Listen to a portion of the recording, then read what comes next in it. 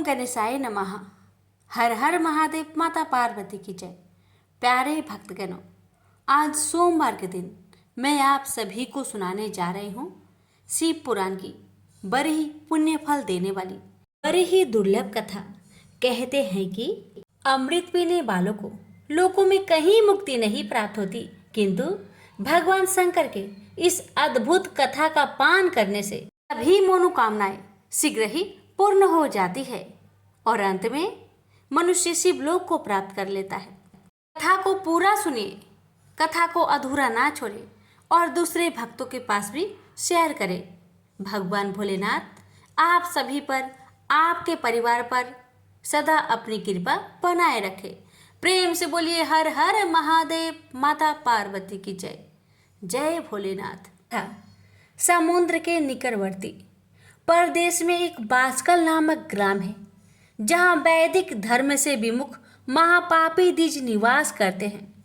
वे सब के सब बड़े दुष्ट हैं। उनका मन दूषित विषय भोगों में ही लगा रहता है। वे न देवताओं पर विश्वास करते हैं न भाग्य पर। वे सभी कुटिल वृत्ति वाले हैं, किसानी करते और भांति भांति के घातक अस्त्र शस्त्र रखते हैं। वे पर स्त्री गमन करने वाले और खल है। ज्ञान वैराग्य तथा सद्मार्गों को वे बिल्कुल नहीं जानते हैं। वे सभी पशु बुद्धि वाले हैं और सदा दूषित बातों को सुनने में संलग्न रहते हैं। जहाँ के द्विज ऐसे हो, वहाँ के अन्य वर्णों के विषय में क्या कहा जाए। अन्य वर्णों के लिए लोग भी उन्हीं की भांति कुसित विचार रखने वाले, धर्म में विमुख एवं खल है। वे सदा कुकर्म में लगे रहते हैं और नित्य विषय भोग में ही डूबे रहते हैं। वहाँ की सब स्त्रियां भी कुटिल स्वभाव की, स्वेच्छाचारिणी, पापासक्त, कुतिसक्त, विचार वाली और वैभवचारिणी हैं। वे सद्व्यवहार तथा सदाचार से सर्वथा शून्य है। कुजनों के निवास स्थान उस बांसकल नामक ग्राम में किसी समय एक बिंदुक नामधारी ब्राह्मण रहता था। वह बड़ा अधम था। वह दुरात्मा और महापापी था। यद्यपि उसकी स्त्री बड़ी सुंदर थी, तो भी वह कुमार्ग पर ही चलता था। काम वासना से कुलुषित वह वैश्यगामी था। उसकी पत्नी का नाम चंचूला था। वह सदा उत्तम धर्म के पालन में लगी रहती थी, तो भी उसे छोड़कर वह दुष्ट ब्राह्मण कामशक्त होकर वैश्यगामी हो गया था। इस तरह कुकर्म में लगे हुए उस बिंदु के बहुत वर्ष व्यतीत हो गए। उसकी स्त्री चंचुला काम से पीड़ित होने पर भी, स्वधर्म नाश के भय से कलेश सहकर भी दीर्घ काल तक धर्म से भ्रष्ट नहीं हुई, परंतु दुराचारी पति के आचरण से प्रभावित होने के कारण कामप्रीत हो आगे चलकर वह स्त्री भी दुराचारी हो गई। भ्रष्ट चरित्र वाली वह कुमार्गिनी अपने पति की दृष्टि बचाकर रात्रि में चोरी छिपे अन्य पापी जार पुरुषों के साथ रमन करने लगी। हे मुने, एक बार उस ब्राह्मण ने अपनी उस दुराचारिणी पत्नी चंचुला को कामासक्त हो परम पुरुष के साथ रात्रि में संग गरगत करते देख लिया। उस दुष्ट तथा दुराचार में आसक्त मान वाली पत्नी को रात्रि में पुरुष के साथ व्यभिचारत देखकर क्रोध पूर्वक वेग से दौड़ा। उस दुष्ट बिंदु को घर में आया जानकर वह कपटी व्यभिचारी तेजी से भाग गया।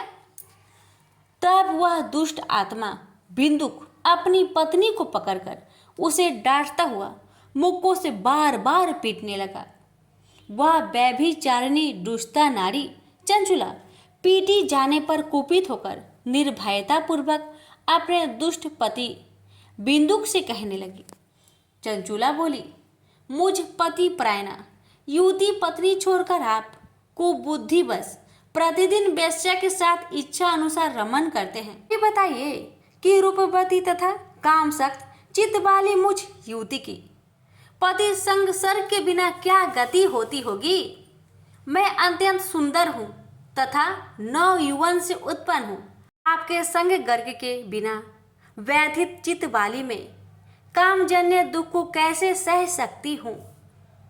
उस स्त्री के इस प्रकार कहने पर वह मूर्ख बुद्धि मूर्ख ब्राह्मण धर्मी विमुख दुष्ट पापी बिंदु कहने लगा, काम से व्याकुल चित होकर तुमने यह सत्य ही कहा है। हे प्रिय, तुम भय त्याग दो और जो मैं तुमसे हित की बात कहता हूँ उसे सुनो। तुम निर्भय होकर नित्य पुरुष के साथ संसर्ग करो, उसे संतुष्ट करके उनसे धन खींचो। सारा धन वैश्या के प्रति आसक्त मान वाले मुझको दे दिया करो। इससे तुम्हारा और मेरा दोनों का ही सर्वथा सिद्ध हो जाएगा। पति का यह वचन सुनकर उसकी पत्नी चंचुला ने प्रसन्न होकर उसकी बात मान ली।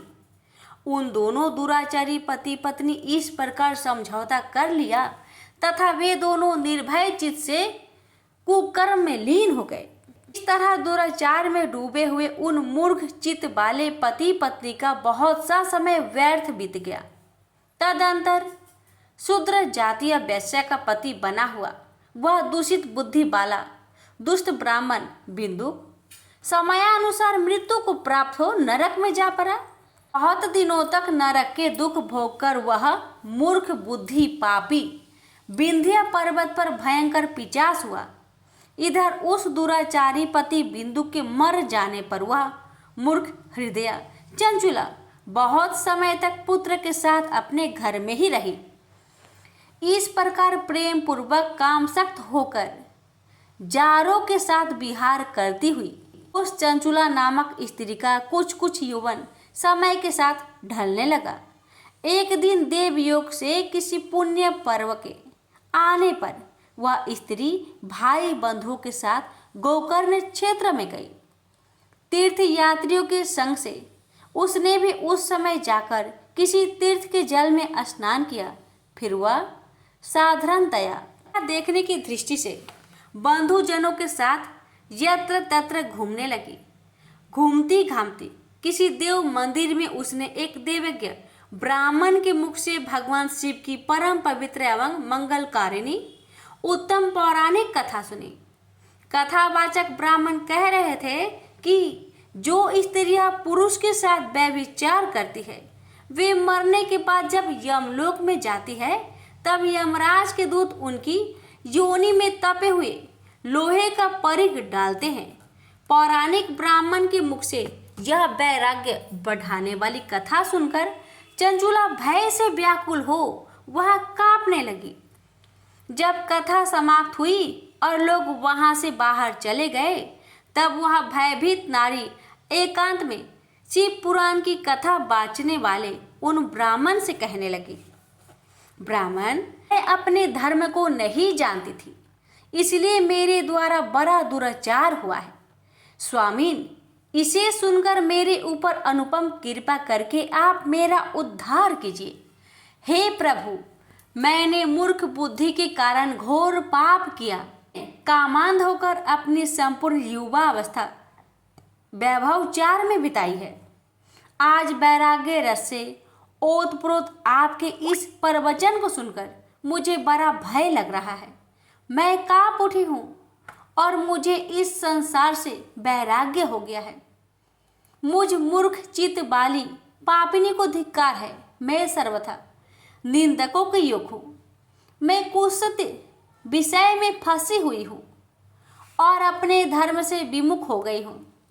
थोड़े से सुख के लिए अपने हित का नाश करने वाला तथा भयंकर कष्ट देने वाला घोर पाप मैंने अनजाने में ही कर डाला है। हाय, न जाने किस किस घोर कष्टदायक दुर्गति से मुझे पड़ना पड़ेगा और वहाँ कौन बुद्धिमान पुरुष कुमार्ग में मन लगाने वाली मुझ पापनी का साथ देगा। मृत्यु काल में उन भयंकर यमदूतों को मैं कैसे देखूंगी जब वे बलपूर्वक मेरे गले में फंदे डालकर मुझे बांधेंगे, तब मैं कैसे धीरज धारण कर सकूंगी। नरक में जब मेरे शरीर के टुकड़े टुकड़े किए जाएंगे उस समय विशेष दुख देने वाली उस महायातनाओं को मैं वहाँ कैसे सहूँगी? दुख और शोक से ग्रस्त होकर मैं दिन में सहज इंद्रिय व्यापार और रात्रि में नींद कैसे प्राप्त कर सकूंगी? हाय, मैं मारी गई, मैं जल गई, मेरा हृदय विदीर्ण हो गया और मैं सब प्रकार से नष्ट हो गई, क्योंकि मैं हर तरह से पाप में डूबी रही हूँ। हाय विधाता, मुझ पापनी को आपसे हठात ऐसी दुर्बुद्धि क्यों दे दी, जो सभी प्रकार का दुख देने वाला स्वधर्म से दूर कर देती है? हे दीज, सूल से विदा हुआ व्यक्ति ऊंचे पर्वत शिखर से गिरने पर जैसा घोर कष्ट पाता है, उससे भी करोड़ गुना कष्ट मुझे है। सैकड़ों अश्वमेघ यज्ञ करके अथवा सैकड़ों वर्षों तक गंगा स्नान करने पर भी मेरी घोर पापों की शुद्धि संभव नहीं दिखती। मैं क्या करूं? कहाँ जाऊं और किसका आश्रय लूं? मुझ नरकगामिनी की इस संसार में कौन रक्षा करेगा? हे ब्राह्मण, आप ही मेरे गुरु हैं, आप ही मेरे माता और आप ही मेरे पिता है। आपकी शरण में आए हुए मुझ दीन अबला का उद्धार कीजिए, उद्धार कीजिए। इस प्रकार खेद और वैराग्य से युक्त हुई चंचला उस ब्राह्मण के चरण पर गिर पड़ी। तब उस बुद्धिमान ब्राह्मण ने कृपा पूर्वक उसे उठाकर इस प्रकार कहा, सौभाग्य की बात है कि भगवान शंकर की कृपा से शिव पुराण की इस वैराग्य युक्त तथा श्रेष्ठ कथा को सुनकर तुम्हें समय पर चेत हो गया। हे ब्राह्मण पत्नी, तुम डरो मत, भगवान शिव की में जाओ। शिव की कृपा से सारा पाप तत्काल नष्ट हो जाता है। मैं तुमसे भगवान शिव की कृति कथा से युक्त उस परम वस्तु का वर्णन करूंगा, जिससे तुम्हें सदा सुख देने वाला उत्तम गति प्राप्त होगी। शिव की उत्तम कथा सुनने से ही तुम्हारी बुद्धि इस तरह पश्चाताप से युक्त एवं शुद्ध हो गई है, साथ ही तुम्हारे मन में विषयों के प्रति वैराग्य हो गया है। पश्चाताप ही पाप करने वाले पापियों के लिए सबसे बड़ा प्रायश्चित है। सत्पुरुषों ने सबके लिए पश्चाताप को ही समस्त पापों का शोधक बताया है। पश्चाताप से ही पापों की शुद्धि होती है।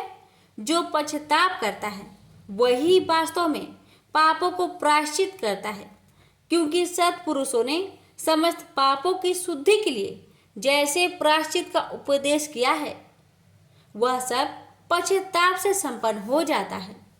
जो पुरुष विधि पूर्वक प्रायश्चित करके निर्भय हो जाता है और अपने कुकर्म के लिए पश्चाताप नहीं करता, उसे प्राय उत्तम गति नहीं प्राप्त होती। परंतु जिसे अपने कृत्य पर हार्दिक पश्चाताप होता है, वह अवश्य उत्तम गति का भागी होता है, इसमें संशय नहीं है। इसी शिव पुराण की कथा सुनने से जैसी चित्त शुद्धि होती है, वैसी दूसरे उपाय से नहीं होती। ऐसे दर्पण साफ करने पर निर्मल हो जाता है, उसी प्रकार इसी पुराण की कथा से चित्त अत्यंत शुद्ध हो जाता है, इसमें संशय नहीं है। मनुष्य के शुद्ध चित्त में जगदम्बा पार्वती सहित भगवान शिव विराजमान रहते हैं।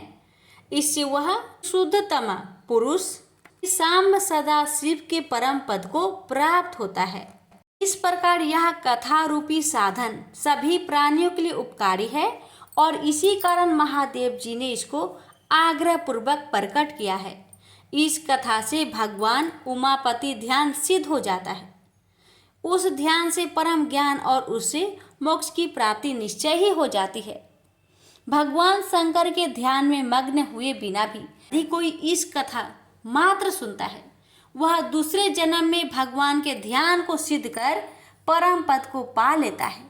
इस कथा के श्रवण से भगवान शंकर ने ध्यान को प्राप्त कर पश्चाताप करने वाले पापी पुरुष सिद्ध को प्राप्त हो गए हैं। उत्तम कथा का श्रवण समस्त मनुष्य के लिए कल्याण का बीज है। यथोचित मार्ग से इसकी आराधना अथवा सेवा करनी चाहिए। यह कथा श्रवण भाव बंधन रूपी रोगों का नाश करने वाला है। भगवान शिव की कथा को सुनकर फिर अपने हृदय में उसका मनन एवं निधि ध्यान से करने से पूर्णतया चित्त शुद्धि हो जाती है। चित्त शुद्धि होने से महेश्वर की भक्ति अपने दोनों पुत्र ज्ञान और वैराग्य के साथ निश्चय ही प्रकट होती है। तत्पश्चात महेश्वर के अनुग्रह से दिव्य मुक्ति प्राप्त होती है। इसमें संशय नहीं है। जो शिव भक्ति से वंचित है उसे पशु समझना चाहिए, क्योंकि उसका चित्त माया के बंधन में आसक्त है। वह निश्चय ही संसार बंधन से मुक्त नहीं हो पाता है। हे ब्राह्मण पत्नी, इसलिए तुम विषयों से मन को हटा लो और भक्ति भाव से भगवान शंकर की इस परम पावन कथा को सुनो।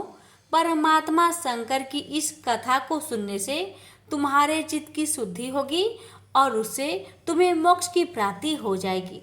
निर्मल चित्त से भगवान शिव के चरण रविंद का चिंतन करने वाली की ही एक ही जन्म में मुक्ति हो जाती है। यह मैं तुमसे सत्य कहता हूँ। इतना कहकर वे श्रेष्ठ शिव भक्त ब्राह्मण मौन हो गए। उनका हृदय करुणा से आर्द्र हो गया था।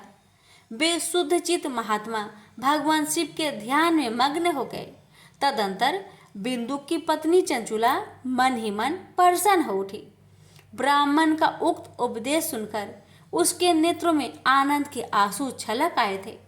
वह ब्राह्मण पत्नी चंचुला हर्षित हृदय से श्रेष्ठ ब्राह्मण के चरणों में गिर पड़ी और हाथ जोड़कर बोली, मैं कृतार्थ हो गई। तत्पश्चात उठकर वैराग्य युक्त तथा उत्तम बुद्धि वाली वह स्त्री जो अपने पापों के कारण आतंकित थी, वह महान शिव भक्त ब्राह्मण से हाथ जोड़कर गदगद वाणी में कहने लगी, ब्राह्मण, मैं शिव भक्तों में श्रेष्ठ। हे स्वामिन, आप धन्य हैं, परमार्थदर्शी है और सदा परोपकार में लगे रहते हैं, इसलिए आप श्रेष्ठ साधु तो में प्रशंसा के योग है। हे साधु, मैं नरक के समुद्र में गिर रही हूँ, आप मेरा उद्धार कीजिए, उद्धार कीजिए। पौराणिक अर्थ तत्व से संपन्न जिस सुंदर शिव पुराण की कथा को सुनकर मेरे मन में संपूर्ण विषयों से वैराग्य उत्पन्न हो गया है। इस शिव महापुराण को सुनने के लिए इस समय मेरे मन में बड़ी श्रद्धा हो रही है। ऐसा कहकर हाथ जोड़कर उनका अनुग्रह पाकर चंचुला उस शिव महापुराण की सेवा में तत्पर हो वहां रहने लगी। तदंतर शिव भक्तों में श्रेष्ठ और शुद्ध बुद्धि वाले उन ब्राह्मण देवता ने उसी स्थान पर उस स्त्री को शिव पुराण की उत्तम कथा सुनाई। इस प्रकार उस गोकर्ण नामक महाक्षेत्र में उन्हीं श्रेष्ठ ब्राह्मण से उसने शिव पुराण की वह परम उत्तम कथा सुनी, जो भक्ति, ज्ञान और वैराग्य को बढ़ाने वाली तथा मुक्ति देने वाली है। उस परम उत्तम कथा को सुनकर वह ब्राह्मण पत्नी अत्यंत कृतार्थ हो गई। उन सद्गुरु की कृपा से उसका चित्त शीघ्र ही शुद्ध हो गया। भगवान शिव के अनुग्रह से उसके हृदय में शिव के गुण रूप का चिंतन होने लगा। इस प्रकार सद्गुरु का आश्रय लेकर उसने भगवान शिव में लगी रहने वाली उत्तम बुद्धि पाकर शिव के सच्चिदानंदमय स्वरूप का बारंबार चिंतन प्रारंभ हो गया। वह प्रतिदिन तीर्थ के जल में स्नान करके जटा और वल्कल धारण करने लगी तथा समूची देह में भस्म लगाकर रुद्राक्ष के आभूषण धारण करने लगी। वह भगवान शिव के नाम जप में लगी रहती थी। संयमित वाणी और अल्प आहार करते हुए गुरु के बताए मार्ग से वह शिव जी को प्रसन्न करने लगी।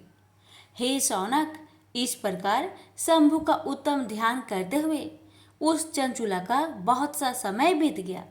पश्चात समय के पूर्ण होने पर भक्ति, ज्ञान और वैराग्य से युक्त हुई चंचुला ने अपने शरीर को बिना किसी कष्ट के त्याग दिया। इतने में ही त्रिपुर शत्रु भगवान शिव का भेजा हुआ एक दिव्य विमान द्रुत गति से वहां पहुंचा, जो उनके अपने गणों से संयुक्त और भांति भांति के शोभा साधनों से संपन्न था। चंचुला उस विमान पर आरूढ़ हुई और भगवान शिव के श्रेष्ठ पार्षदों ने उसे तत्काल शिवपुरी में पहुंचा दिया। उसके सारे मल धुल गए थे। वह दिव्य रूप धारिणी दिव्यांगना हो गई थी। उसके दिव्य अवयव उसकी शोभा बढ़ाते थे। मस्तक पर अर्ध चंद्रमा मुकुट धारण किए वह गौरांगी देवी शोभाशाली दिव्य आभूषणों से विभूषित थी। वहां पहुंचकर उसने त्रिनेत्रधारी महादेव जी को देखा। ब्रह्मा विष्णु आदि देवता उन सनातन शिव की सेवा कर रहे थे। गणेश भृंगी, नंदीश, वीरभद्रेश्वर आदिगण उत्तम भक्ति के साथ उनकी उपासना कर रहे थे। उनकी अंग कांति करोड़ों सूर्य के समान प्रकाशित हो रही थी। कंठ में नील चिह्न शोभा पा रहा था। उनके 5 मुख थे और प्रत्येक मुख में 3-3 नेत्र थे। मस्तक पर अर्ध चंद्राकार मुकुट शोभा पा रहा था। उन्होंने अपने वाम अंग में गौरी देवी को बैठा रखा था, जो विद्युत पुंज के समान प्रकाशित थी। गौरीपति महादेव जी की कांति कपूर के समान गौर थी। उन्होंने सभी अलंकार धारण कर रखे थे। उनका सारा शरीर श्वेत भस्म में भसित था। शरीर पर श्वेत वस्त्र शोभा पा रहे थे। वे अत्यंत उज्जवल वर्ण के थे। इस प्रकार परम उज्जवल भगवान शंकर का दर्शन करके वह ब्राह्मण पत्नी चंचुला बहुत प्रसन्न हुई। अत्यंत प्रीतियुक्त होकर उसने बड़ी तावली के साथ भगवान को बारंबार प्रणाम किया। फिर हाथ जोड़कर वह बड़े प्रेम, आनंद और संतोष से युक्त विनीत भाव से खड़ी हो गई। उसके नेत्र से आनंद अश्रुओं की अविरल धारा बहने लगी तथा संपूर्ण शरीर में रोमांच हो गया। उस समय भगवती पार्वती और भगवान शंकर ने उसे बड़े करुणा के साथ अपने पास बुलाया और सौम्य दृष्टि से उसकी ओर देखा। पार्वती जी ने तो दिव्य रूप धारिणी बिंदु प्रिया चंचुला को प्रेम पूर्वक अपनी सखी बना लिया। उस परमानंद घन ज्योति स्वरूप सनातन धाम में अविचल निवास पाकर दिव्य सुख से संपन्न हो अक्षय सुख का अनुभव करने लगी। एक दिन परमानंद में निमग्न हुई चंचुला ने उमा देवी के पास जाकर प्रणाम किया और दोनों हाथ जोड़कर वह उनकी स्तुति करने लगी। हे गिरिजा नंदिनी, हे स्कंद माता, मनुष्यों ने सदा आपकी सेवा की है। समस्त सुखों को देने वाली हे शंभु प्रिय, हे ब्रह्म रूपिणी, आप विष्णु और ब्रह्मा आदि देवताओं द्वारा सेव्य हैं। आप ही सगुना और निर्गुणा भी है तथा आप ही सूक्ष्म सच्चिदानंद स्वरूपिणी आद्य प्रकृतिक है। आप ही संसार की सृष्टि, पालन और संहार करने वाली है। तीनों गुणों का आश्रय भी आप ही है। ब्रह्मा, विष्णु और महेश्वर, इन तीनों देवताओं का आवास स्थान तथा उनकी उत्तम प्रतिष्ठा करने वाली परम शक्ति आप ही है। सदगति प्राप्त हो चुकी थी वह चंचुला इस प्रकार महेश्वरी पत्नी उमा की स्तुति करके सिर झुकाए चुप हो गई। उसके नेत्रों में प्रेम के आंसू उमड़ आए थे। करुणा से भरी हुई शंकर प्रिया भक्त वत्सला पार्वती देवी चंचुला के संबोधित करके बड़े प्रेम से इस प्रकार कहने लगी। हे सखी चंचुले, हे सुंदरी, मैं तुम्हारी की हुई इस स्तुति से बहुत प्रसन्न हूँ। बोलो, क्या वर मांगती हो? तुम्हारे लिए कुछ भी अदेय नहीं है। पार्वती जी के इस प्रकार कहने पर चंचुला उन्हें प्रणाम करके दोनों हाथ जोड़कर नतमस्तक हो प्रेम पूर्वक पूछने लगी।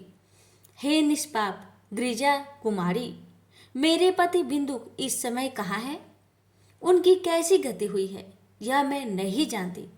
कल्याणमयी दीन वत्सले, मैं अपने उन पति देव से जिस प्रकार संयुक्त हो सकूं कृपा करके वैसा ही उपाय कीजिए। हे महेश्वरी, हे महादेवी, मेरे पति एक क्षुद्र जातीय वैश्या के प्रति आसक्त थे और पाप में डूबे रहते थे। उनकी मृत्यु मुझसे ही पहले हो गई थी। वे न जाने किस गति को प्राप्त हुए हैं। चंचुला का यह वचन सुनकर नीति वत्सला हिमालय पुत्री देवी पार्वती ने अत्यंत प्रेम पूर्वक यह उत्तर दिया। हे सुते, तुम्हारा बिंदुक नाम वाला पति बड़ा पापी था। उसका अंतकरण बड़ा ही दूषित था। वैश्या का उपभोग करने वाला वह महामूर्ख मरने के बाद नरक में पड़ा। अनगिनत वर्षों तक नरक में नाना प्रकार के दुख भोगकर वह परमात्मा अपने शेष पाप को भोगने के लिए विंध्य पर्वत पर पिचास हुआ है।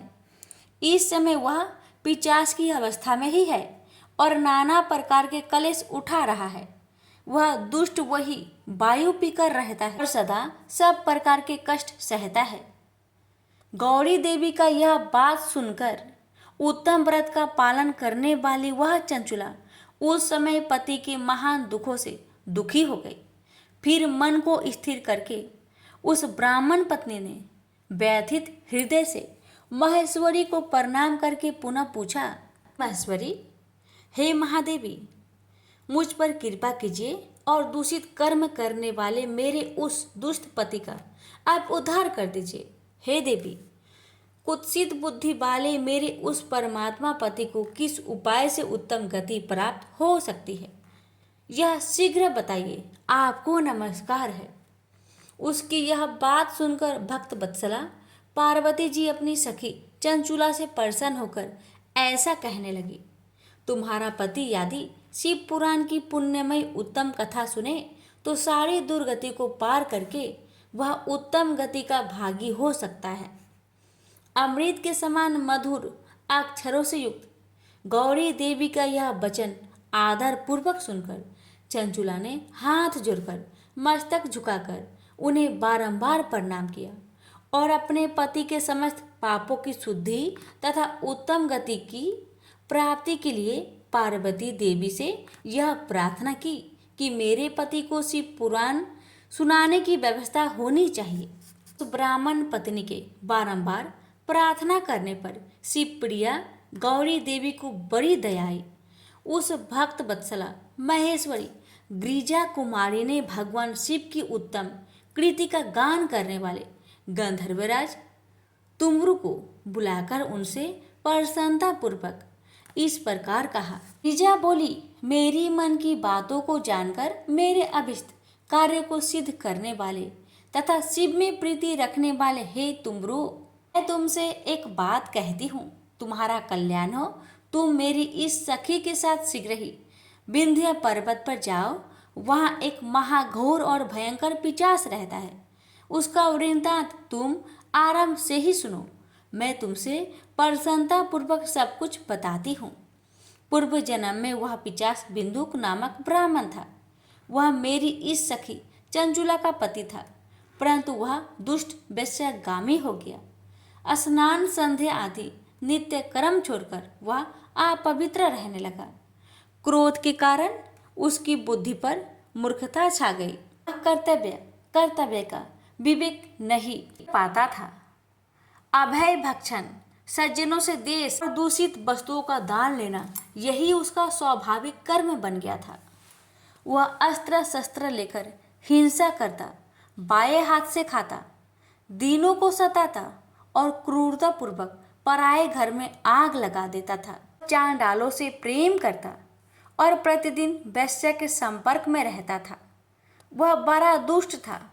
उस पापी ने अपनी पत्नी का परित्याग कर दिया था और वह दुष्टों के संग में निरत रहता था। उसने वैश्या के कुसंग से अपने सारे पुण्य नष्ट कर लिए और धन के लोभ से अपनी पत्नी को निर्भय करके व्यभिचारिणी बना डाला।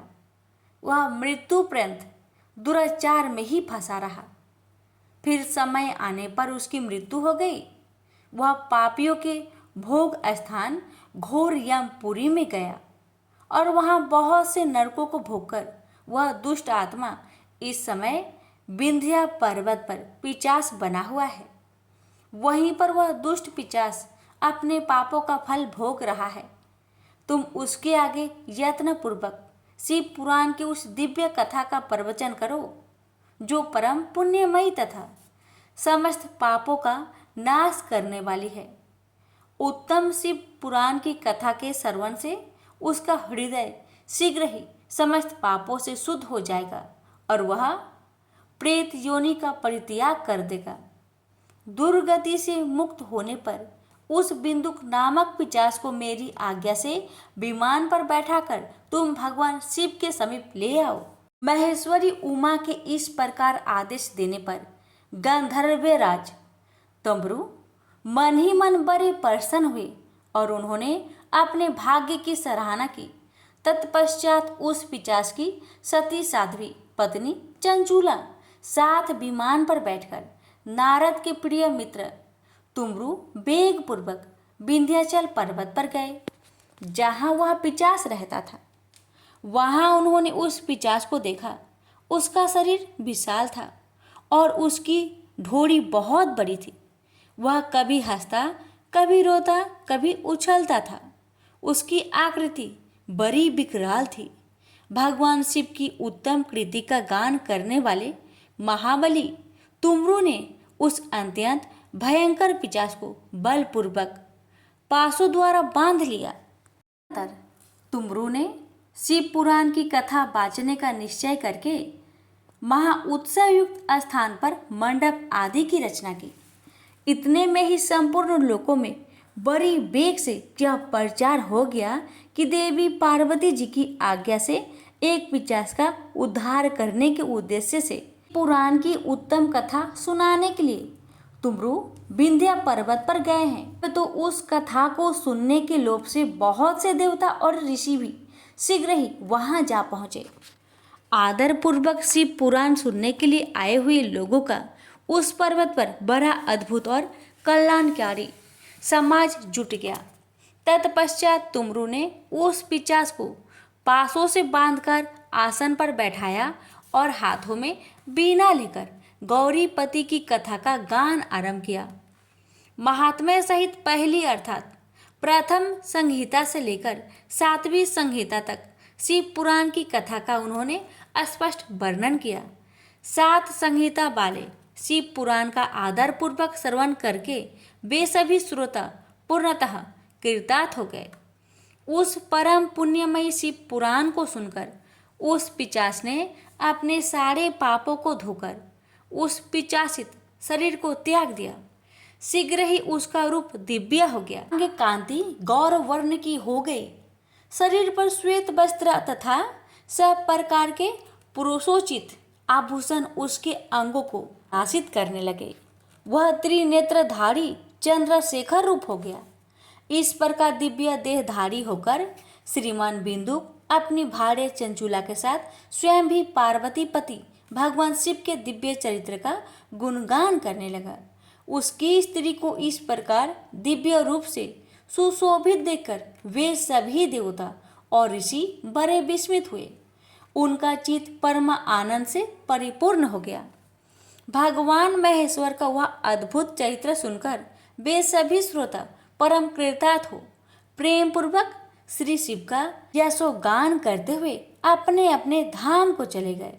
दिव्य रूपधारी श्रीमान बिंदुक भी सुंदर विमान पर अपनी प्रियतमा के पास बैठकर सुखपूर्वक आकाश में स्थित हो परम शोभा पाने लगा। अंतर महेश्वर के सुंदर एवं मनोहर गुणों का गान करता हुआ वह अपनी प्रियतमा तथा तुमरू के साथ शीघ्र ही शिव धाम जा पहुंचा। वहाँ भगवान महेश्वर तथा पार्वती देवी ने प्रसन्नता पूर्वक बिंदु का बड़ा सत्कार किया और उसे अपना गण बना लिया। उसकी पत्नी चंचुला पार्वती जी की सखी हो गई। उस धनीभूत ज्योति स्वरूप परमानंदमय सनातन धाम में अविचल निवास पाकर दोनों दंपति परम सुखी हो गए।